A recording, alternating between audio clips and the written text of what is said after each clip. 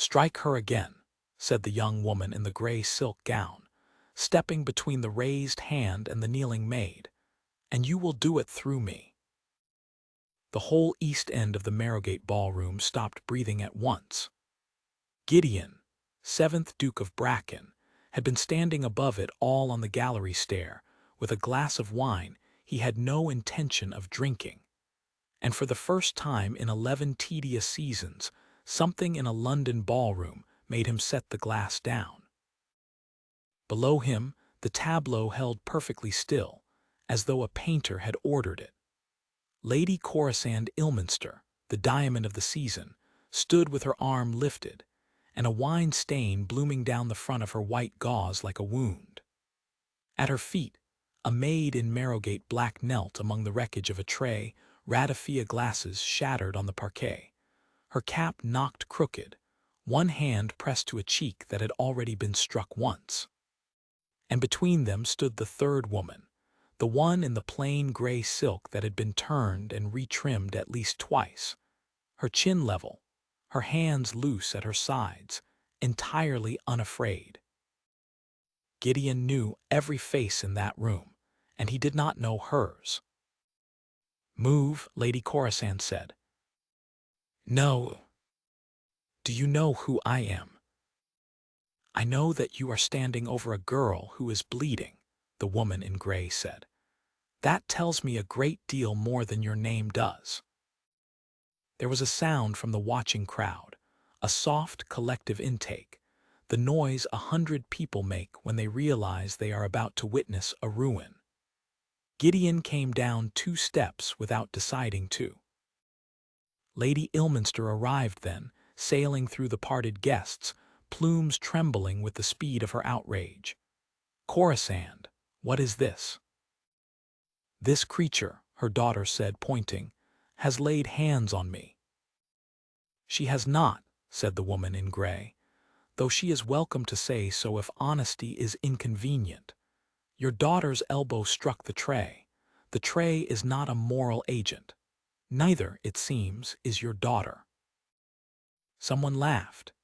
It was a short, shocked, involuntary bark of a laugh from behind a pillar, and it was worth more than a duel to the people who heard it, and Lady Ilminster's face went the color of tallow. "Who are you?" she demanded. "Honora Fenwick. I attend Lady Aveline Strood as her companion. You seated me at the end of the long table, and you have not spoken to me all evening, ma'am, which I did not mind at all until now." A companion. Gideon reached the bottom of the stair, and the crowd, feeling him arrive the way cattle feel weather, began to shift and open a lane. He watched the knowledge of it travel across the room ahead of him. He watched shoulders draw in. He watched the Ilminster women turn and see him and go bright with relief, because everybody in England knew what the Duke of Bracken did to people who made scenes. He had ruined the Viscount Pellamy with one sentence spoken across a card table. He had ended the marriage prospects of 2 entire families with a single refusal to acknowledge a beau.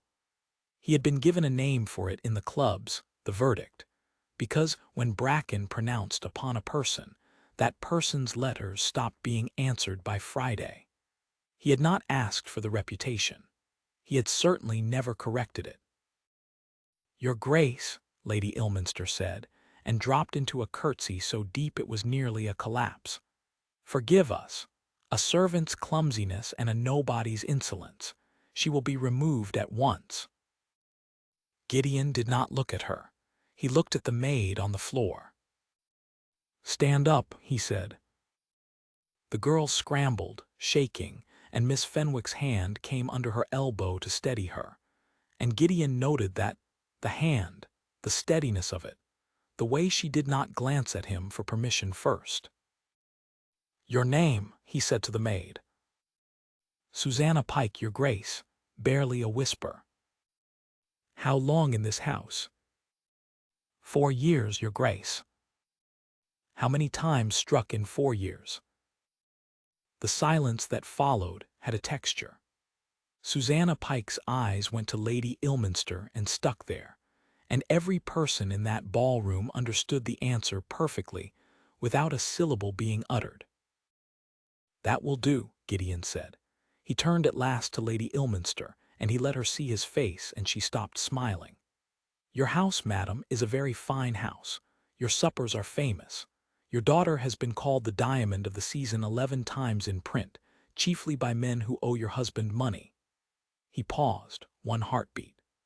"I have watched you strike your servants at 3 separate gatherings this spring, and I have said nothing, because it was not my house and I have grown lazy. I find tonight that laziness has a taste I do not care for.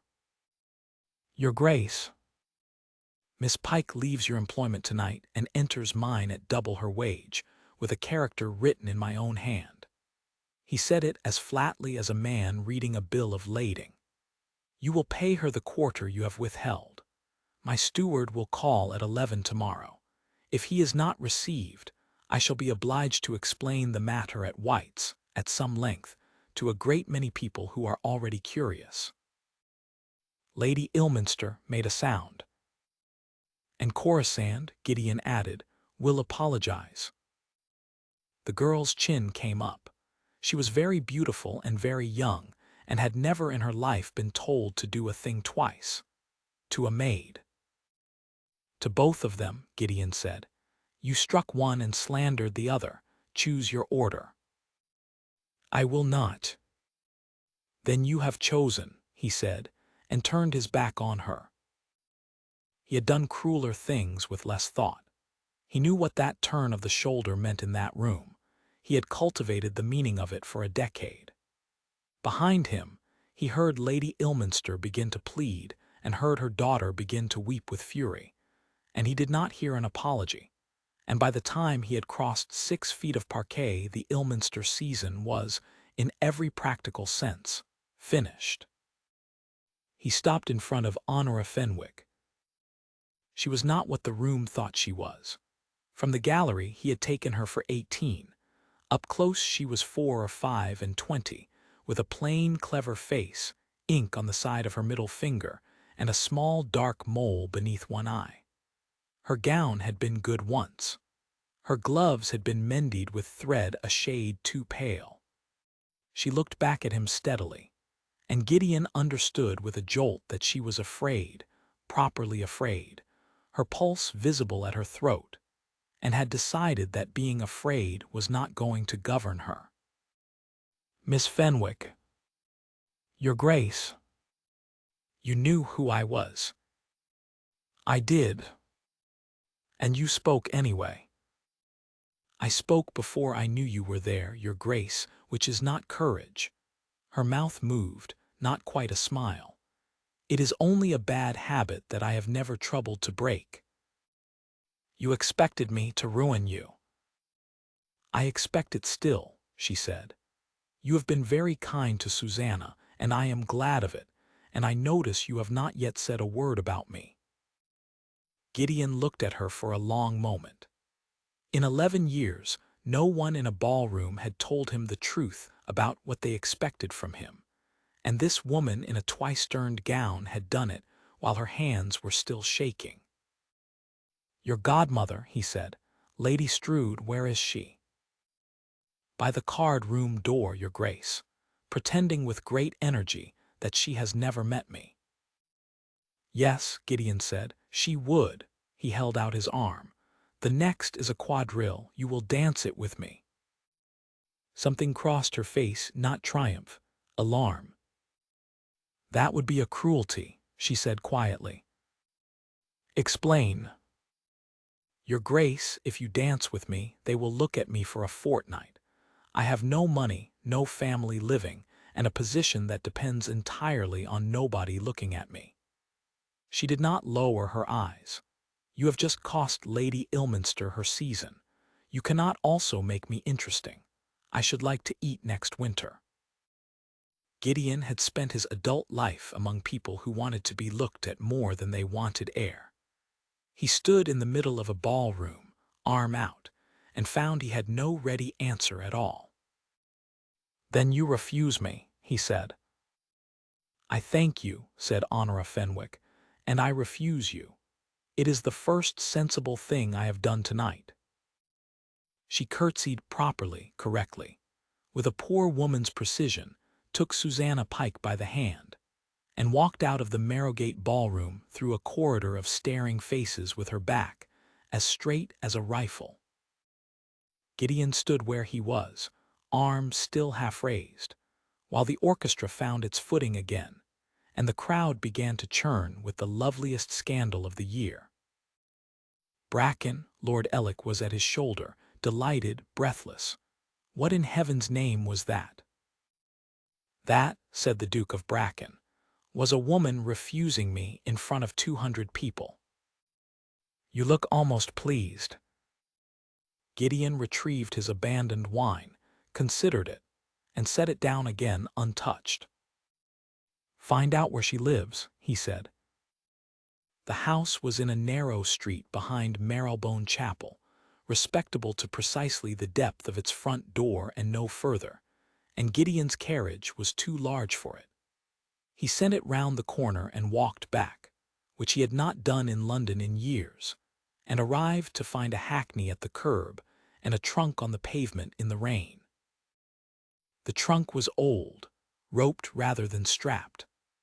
Honora Fenwick came down the steps behind it in a wet bonnet, carrying a birdcage with no bird in it and a bundle of books tied with butcher's twine. She saw him and stopped on the bottom step. "You are 3 hours later than I expected," she said. "You expected me." "I expected someone. I rather hoped it would be a footman with a note." She set the books down on the trunk. "Lady Strood dismissed me at 9 this morning without a character. Lady Ilminster called at 8. They took coffee together. I heard them laughing through the floor." Gideon looked at the trunk in the rain. Rage came up in him so fast and so clean that it surprised him. He had not felt anything with that much simplicity in a very long while. "Where are you going?" "To my cousin's in Hertfordshire, if he will have me. He will not want to. He has 4 daughters and a wife who dislikes me." She wiped rain off her face with the back of her wrist. "Your Grace, before you say the thing you have come to say, I want you to understand that I do not regret it. If you offer me money, I shall be very rude to you, and I am too tired tonight to be rude gracefully." "I have not offered you money." "You are about to." "I am about to offer you employment," Gideon said, "which is a different insult entirely, and you may be as rude as you like about it." For the first time, her composure cracked a flicker, quickly caught. "Employment. My grandmother is 79 years old, blind in one eye, and has driven off 6 companions in 4 years by being what she calls honest." He put a hand on the wet trunk. "She lives at Bracken in Wiltshire. She reads 6 languages and cannot see the print any longer, and it is killing her by inches. She does not want a nurse. She wants a person who will argue with her." He met Honora's eyes through the rain. "You cost me nothing to feed, and I am told you have a bad habit you have never troubled to break. It seemed a waste to let Hertfordshire have it." Honora Fenwick stood in the rain with a birdcage in her hand, and did not answer for the space of 5 breaths. "Susanna Pike," she said at last. "Housemaid at Bracken since 11 o'clock this morning, on a character in my own hand, at double her wage. She is presently eating a very large dinner in my kitchen and crying about it." Honora shut her eyes. When she opened them they were bright, and she looked away from him at once, at the chapel railings, at anything else. "That was well done," she said. "It was late," said Gideon. "Get in the carriage, Miss Fenwick. It is round the corner because your street is too narrow for it, which I suspect you will find funny in about a mile." Bracken Hall sat in a fold of the Wiltshire Downs with beech woods behind it, and 400 years of grey stone in front. And the Dowager Duchess Almeria received her new companion in the long gallery at 9 the following evening. seated under the portrait of her late husband with a poker in her hand, for no reason anyone had ever established. "You are the ballroom girl," she said. "I am, ma'am." "Was there blood?" "A little," the maid's lip. "Good." The dowager turned her one seeing eye on her grandson. "Gideon, you have brought me a person at last instead of an apology in a bonnet. Sit down, girl. Can you read Italian?" "Badly." "Everyone reads Italian badly. That is what it is for. Can you read it aloud without stopping every third word to admire yourself?" "Yes, ma'am." "Then we shall get on." The poker came down and pointed at Gideon like a marshal's baton. "You may go. You hover. Your father hovered. It is the only quality of his you inherited, and I would be obliged if you would lose it." Gideon went, and stood outside the gallery door in the dark, for rather longer than a man of his rank ought to stand outside any door in his own house, listening to two women begin to argue about a poet neither of them liked. The autumn turned. He had meant to go back to London within the week and did not. He told himself it was the Ennerdale drainage and the new roofs on the Fold Lane cottages, and it was, and it also was not. What it was, chiefly, was that Bracken Hall had become a house with a voice in it. He heard Honora Fenwick before he saw her, every day, for a month. He heard her reading in the gallery in the morning, a steady, unhurried voice going up the stairwell. He heard her losing at backgammon in the afternoon and refusing to lose gracefully. He heard her in the still room with the housekeeper, and once, coming in wet from the ridge, he heard her in the servants' passage teaching Susanna Pike her letters, patiently, over and over. "No, again, you have it, you nearly have it." And he stood in the boot room with mud to his knees and listened until they finished. She did not seek him out. That was the extraordinary thing. In 11 years every woman placed within 100 yards of him had contrived reasons. Honora Fenwick contrived none. When they met, she was courteous and quick and entirely unimpressed, and when they did not meet, she appeared not to notice. It was, he discovered by the end of October, driving him quietly out of his mind. "You are staring at my companion again," the dowager observed. "I am reading the paper." "You are reading page 4 for the third time, and page 4 is shipping. His grandmother settled her shawls. Ask her about her mother." "Why?" "Because I did, and she told me, and it explains her. And you are too much a coward to ask a woman a plain question, so I am telling you too." He found Honora that afternoon in the walled garden, cutting the last of the rosemary with a pair of kitchen shears, the wind pulling strands of hair loose about her face. "Miss Fenwick." "Your Grace," she did not stop cutting. "My grandmother instructs me to ask you about your mother." Honora laughed an actual laugh, the first he had heard from her. She would. She has no more subtlety than a dropped tray. She straightened, shears in hand, and considered him. "Very well. My mother was a lady's maid, 16 years in a house in Somerset, to a woman who threw things. She married my father, who was a curate with £40 a year and a stammer, and she was ashamed of nothing in her life except the 4 teeth she lost to a hairbrush at 19. She said it without drama, the way she said most things. She used to tell me that the worst part was never the blow. It was the room. 8 people standing in a room watching it happen, and afterwards everybody agreeing that nothing had happened at all." Gideon stood in the cold garden and felt the ballroom rearrange itself behind his eyes. The parted crowd, the 100 faces, the perfect silence. "So you moved," he said. "I moved because nobody else did," said Honora. "It was not brave. Brave would have been doing it the first time, at Lady Ilminster's dinner in April, when she pinched a footman's ear until he cried and I looked at my soup. Her jaw tightened. "I have looked at my soup a great many times, Your Grace. I am not a heroine. I am simply a woman who ran out of soup." "And I," said Gideon, "have stood in that room 3 times and said nothing at all." She looked up at him then, surprised. "That was not what I expected you to say." "No." He took the bundle of rosemary out of her arms because her arms were full and it was raining again. "Miss Fenwick, my father ruined a woman with a sentence once at a supper table. A governess who would not oblige him. He said 11 words about her honesty and she was out of England within the year, and I do not know what became of her. Nobody does. There is no way to find out.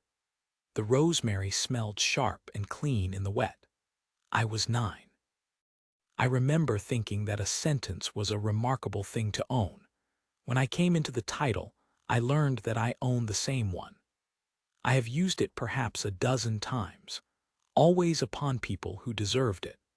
That is what I have always told myself, and last month you refused to dance with me because you were afraid of what my notice would cost you, and I have not slept especially well since." Honora Fenwick was very still. "You did not use it as your father did," she said. "I used it as he did," Gideon said. "I merely aimed it better. It is the same gun." The rain came on properly then, and neither of them moved for a moment, and then she took the rosemary back from him and said, in a different voice, "The gun, Your Grace, bought Susanna Pike a wage and a name. Do not throw it in the river on my account. Learn to keep it in the case." He walked her back to the door under the yew hedge, and they did not speak, and at the step she turned and said, "Thank you for telling me that," and went in. And Gideon stood in the rain thinking that he had not confessed anything to a living soul in 20 years, and had just done it standing among the rosemary because his grandmother had ordered him to. November was mild and long. He found reasons. She rode badly and he taught her, because the dowager insisted the girl be got out of doors, and Honora took to the mare with a grim determination that was very like the rest of her. She caught him laughing at her once, in the lane below the beech wood, and threatened him with her crop and made him laugh harder. He took her over the estate, the new roofs, the drainage, the school he had built at Fold Lane and never once visited, and she asked him questions about it that no one had ever asked him. How many pupils, how many of them girls, whether the master was paid enough to be honest. 22, he said, 9 and no. Then that, said Honora Fenwick, standing in the schoolyard mud in his grandmother's borrowed cloak, is the only thing wrong with this entire estate, and you may fix it before Christmas. He fixed it before Christmas. And in the second week of December, in the library, reaching past her for a volume she was too short to reach, he came near enough to her hair to be aware of it, and she went perfectly still with her hand on the shelf, and neither of them stepped back, and the fire cracked in the grate, and Gideon, 7th Duke of Bracken, who had faced a French battery at 19 without hurrying, discovered that he had entirely forgotten what he had wanted from the shelf. "Honora," he said. "Her name not Miss Fenwick." She turned her head and looked at him, close enough that he could see the dark mole beneath her eye and the fright in something else, something bright, sitting behind the fright. "Your Grace," she said unsteadily, "I am a paid companion in your grandmother's employment, and if you say one more word tonight, I shall have to leave this house in the morning to keep my own good opinion of myself, and I do not want to leave this house." Gideon stepped back. It cost him more than he would have believed. "Then I shall say the word in January," he said, "when you are not in her employment, because I will have settled 200 a year on you, and you may go to the devil or stay as you please. Good night, Miss Fenwick." He heard her breathe out. "Good night," she said. "Your Grace, the book you wanted was 3 shelves down. It has been there all autumn. You have taken it out 4 times. The letter came on the 18th of December, in the second post, on Marrowgate paper. Gideon read it standing at the breakfast-room window with the frost thick on the glass, and read it twice, and then went very carefully still, in the way he had not been since Spain. Lady Ilminster wrote to inform his Grace, with every expression of reluctance and concern, that upon the taking of the autumn inventory, it had been discovered that a diamond bracelet of considerable value, the gift of Lady Ilminster's late mother, was missing from the small salon at Marrowgate House, the room, as his Grace might recall, in which certain guests had been permitted to sit unattended on the night of the June ball.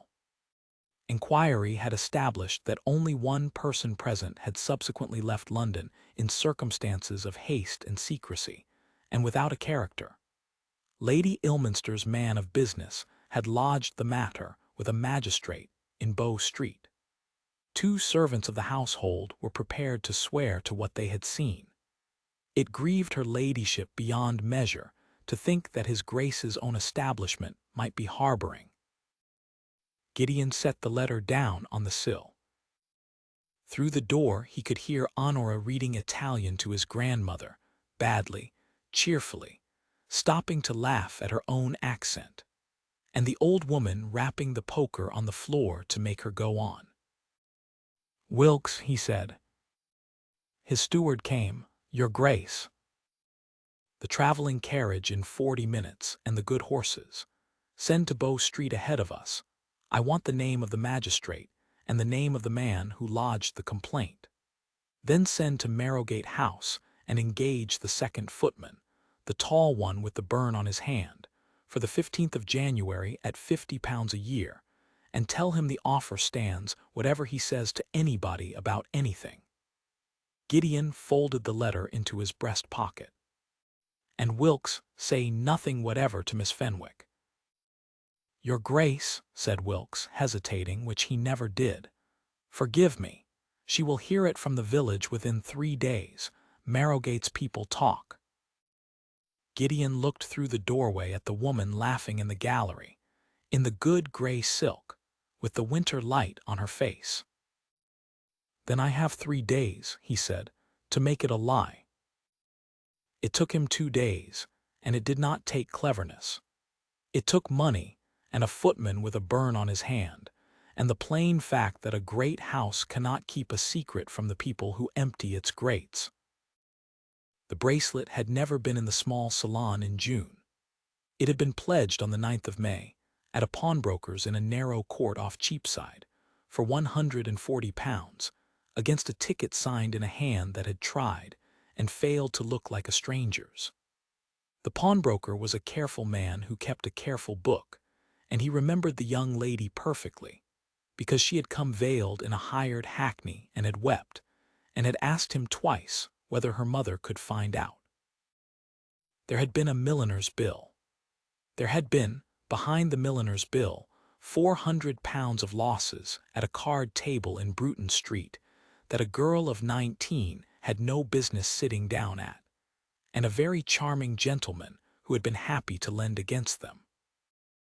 Gideon sat in the pawnbroker's back room with the book open in front of him, and thought about a girl of 19 weeping in a hackney because her mother might find out, and found, to his mild irritation, that he could not summon the pleasure the discovery ought to have given him. He bought the bracelet. He paid the interest. He obtained a copy of the entry, witnessed and signed. Then he called upon the magistrate at Bow Street, laid the copy on the desk, and asked one question. On what evidence was a warrant contemplated against a woman in Wiltshire? The magistrate, who was neither a fool nor a brave man, read the entry twice and went grey. "On the word of 2 servants of the household, Your Grace," both of whom will retract by Thursday, because both of them were told what to say and neither of them can write, so their depositions are in another hand entirely. Gideon put on his gloves. "You will withdraw the complaint. You will do it in writing, addressed to me. and you will remember for the rest of a long and undistinguished career that you very nearly hanged a curate's daughter to oblige a countess who wanted to win an argument.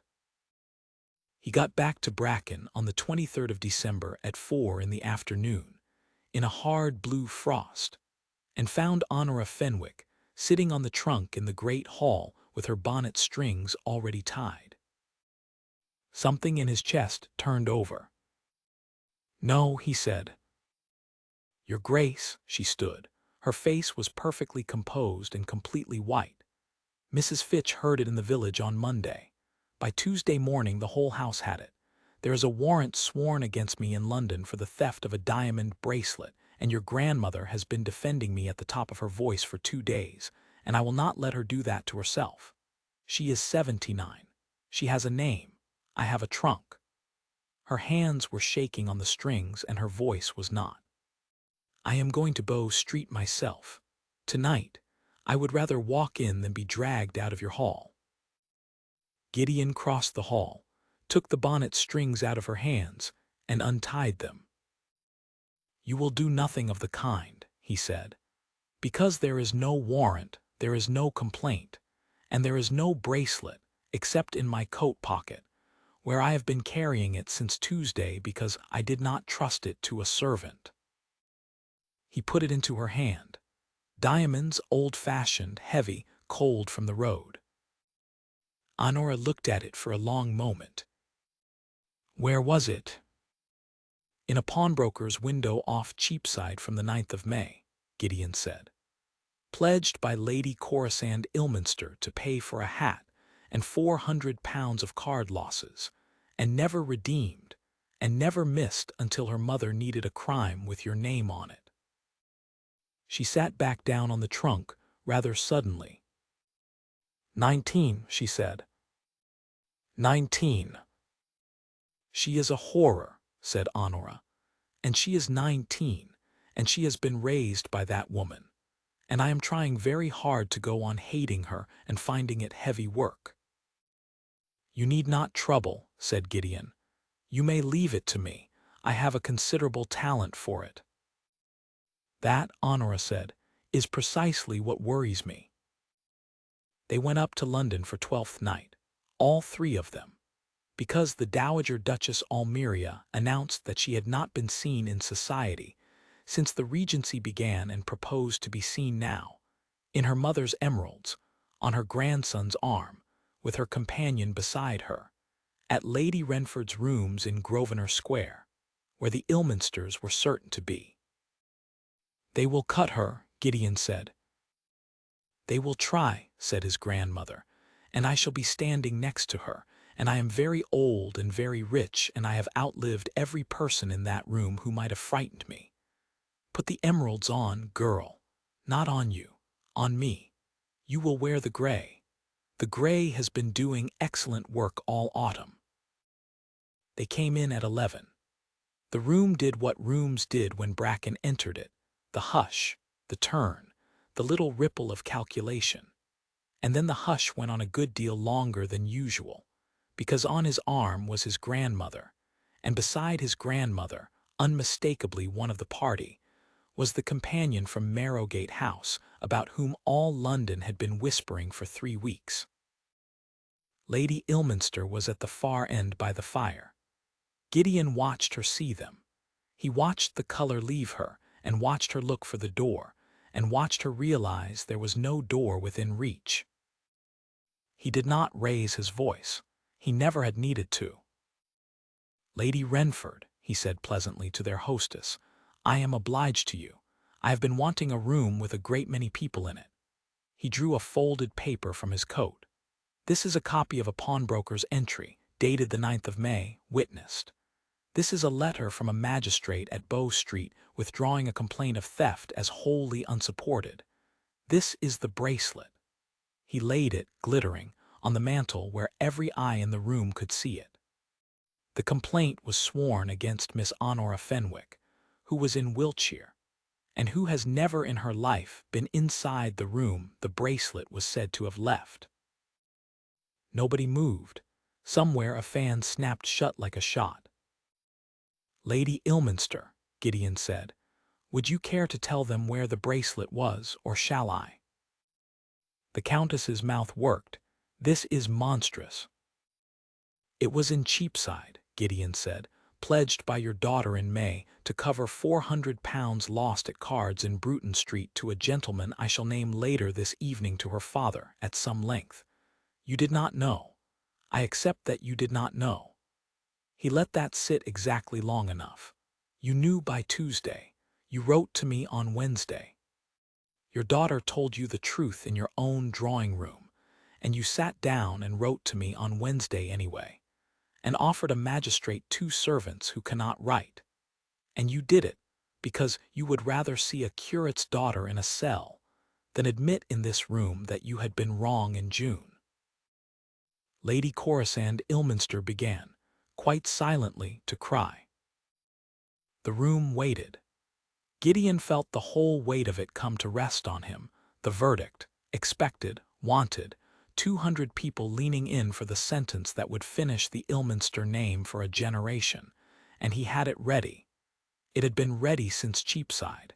It was 4 words long. Honora's hand touched his sleeve. She did not say anything. She only stood there beside his grandmother in the twice-turned gray silk with her fingers on his cuff, looking up at him, and Gideon understood that she was not asking him for mercy. She was asking him whether he was going to keep the thing in the case. He breathed out. "Lady Corisande," he said, and his voice had changed. The room heard it change. "You are 19 years old and you have been taught that other people do not entirely exist. That is not chiefly your fault, and it will certainly be your ruin. I am going to give you one thing, and you may do with it as you like." He nodded toward the door. "Susanna Pike is in the hall with my grandmother's shawls. She is 18. In June you struck her twice and she was dismissed without wages for it. Go out to her and apologize in front of these people in your own words, and I shall say nothing further tonight to anyone, and neither will Miss Fenwick, and the pawnbroker's ticket will be burned in that grate." "And if I do not," the girl whispered, "then everything I have said will be in 3 papers by Friday," Gideon said, "and you will spend your life in Norfolk. Choose your order." It took her 11 seconds. Gideon counted them. Then Lady Corisande Ilminster, the diamond of the season, walked the length of Lady Renford's crowded drawing-room in front of every person whose opinion she had ever cared for, went out into the hall, and said to a housemaid holding an old woman's shawls in a voice that broke twice, "I struck you. It was wicked of me. I am ashamed. I ask your pardon." And Susanna Pike, who had learned her letters in a servant's passage in Wiltshire, and could now write her own name in a good round hand, looked at her for a moment and said, "I'll take it, my lady." The Countess left within the quarter hour. She retired to Norfolk in February and did not come back for 4 years, and when she did, nobody could quite remember why she had gone, only that Bracken had been in it somewhere and had, unaccountably, been kind. Gideon found Honora on the landing, away from the noise, holding a glass of lemonade she had plainly not drunk. "You put the gun back in the case," she said. "I put it on the mantel," he said, "which is nearly the same and considerably more use." She laughed, and then she stopped laughing, because he had taken the glass out of her hand and set it on the sill. "Miss Fenwick, it is January." Honora went still. "So it is. 200 a year was settled upon you on the 2nd of the month, irrevocably in your own name, and my grandmother has been informed that you are no longer in her employment, which she took extremely badly and then celebrated with brandy." Gideon took her hand. He had never done it before. He had thought about it in the library in December, 3 shelves down. "So you are a woman of independent means, standing on a landing with a duke, and you may go to the devil or stay as you please, and I have come to say the word." "Your Grace." Gideon, Gideon, she said, and her voice went to pieces on it. You moved when nobody else did, he said. You refused me in front of 200 people to keep your bread.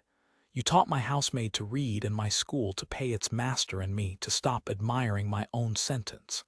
I am 39, and I have been feared in every room in England for 11 years, and I have never once been argued with at breakfast. He lifted her hand and held it against his chest. Marry me, not because I saved you. You will notice that I did not save you. You stood up in that ballroom entirely alone, and I only came down the stairs afterwards and did what I ought to have done in April. Honora Fenwick looked at him, with tears standing in her eyes, and the ink still faintly on the side of her middle finger. There will be a great deal of talk, she said. There will be a torrent. Your name. My name, said Gideon, has been a knife for 100 years. I should like it to be a roof. Say yes, Honora, before my grandmother comes up those stairs and says it for you.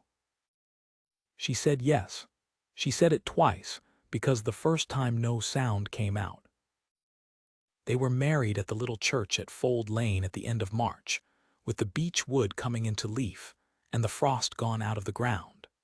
The Dowager Duchess sat in the front pew in the Emeralds and wept furiously and denied it.